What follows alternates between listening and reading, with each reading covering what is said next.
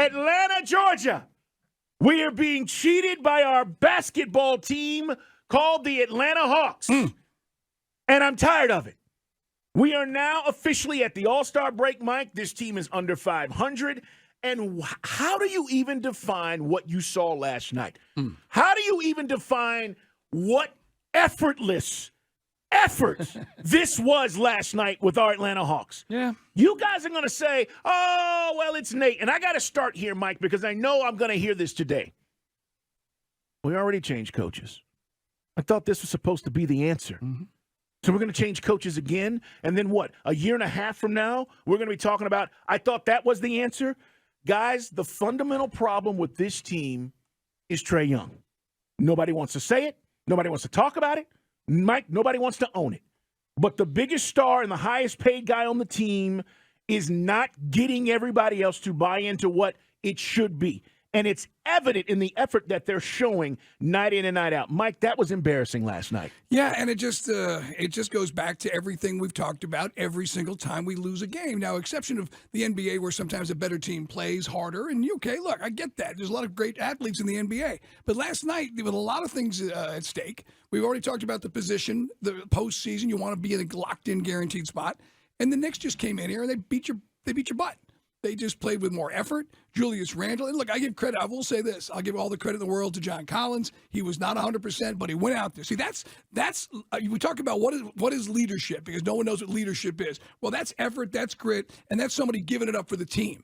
And he got smoked by, let's be honest, he was basically thrown around like a rag doll all night by Julius Randle. But the guy was out there because he cares. How many guys care on this team? Starting with Trae. You know, you're supposed to be one of the young faces of the NBA, and to whom much is given, I'm sorry, folks, much is expected, and he doesn't give it back. He doesn't give it back to this team. Not to the fans, but you guys continue to make excuses for him. Guys, Nate is a let's be honest, he's a walking dead man. Nate is gone. Nate is going to be out at the end of this year. It doesn't fix the issue. Correct. It doesn't fix the issue. So don't even bother with it. I mean, Mike, I'm not telling you that he's not going to get got. But I don't know if that fixes the issues if your star doesn't buy into what needs to be done. And that needs to translate down and trickle down to every player on the team. The greats do this. This is what Kobe did. It's what Dirk Nowitzki did. It's what LeBron has done. Okay, we can go down the list of champions. It's what Giannis is doing right now. It's what Jason Tatum is doing with the Boston Celtics. It trickles down. This is how we play. This is what we're going to do night in and night out. And night in and night out, we're questioning effort? Are you serious? Effort? That's what we're questioning every night. I mean, it's the last game before you had 9 days off with the All-Star break, and I talked about that all day yesterday. And they looked like a team, as I said, and I predicted it, and they did. They were ready for the beach. They're ready. I mean, the only guy who's got anything to do. You said it all day yesterday. Only guy who's got anything to do is A.J. Griffin, because he's going to be in one of those young star games that they have. But everybody else gets time off, and they look like a team that was ready for the beach. And this is a team that's going to get whatever happens. Maybe we can win a play-in game, but this team's going nowhere. They go as far as they went last year, which is going to be a knockout in the first round. Let me ask you this. It's Dukes and Bell at Sports Radio 92.9 The Game. If you want the change, which many of you do, you think it is Nate's issue, do it now. Why are you going to wait? Do it now. We got 9 days. Do it now. Cut the cord. Right. Go get who you want to get, or interim whoever that is. I don't know. I don't have that answer because I thought this was supposed to be the answer. And I got to tell you guys something. For everybody who said LP lost the locker room, that was a lie.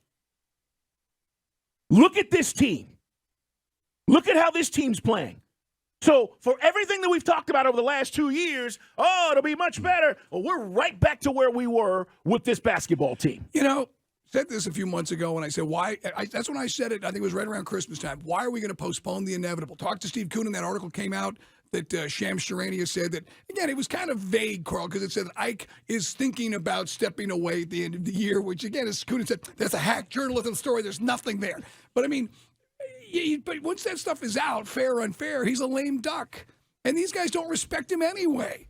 They don't respect Nate. They don't listen to Nate. And look, I get it. Nate comes up with some screwy rotations, and we have no identity on both ends of the floor. And that's part of it, too. I don't want him to say Nate's doesn't get any blame in this equation, but they tuned him out. It's obvious. Defense is hustle. You got humiliated by the Charlotte Hornets, and what do? You come back and you lay an egg against the Knicks at your own building. That's pitiful. That you don't take pride. You have no pride in your profession. You look at the stat sheet. I got mine, man. Got mine. Hey, that's my season average. I'm out. Nobody cares. And if you don't care, why should I care as a fan?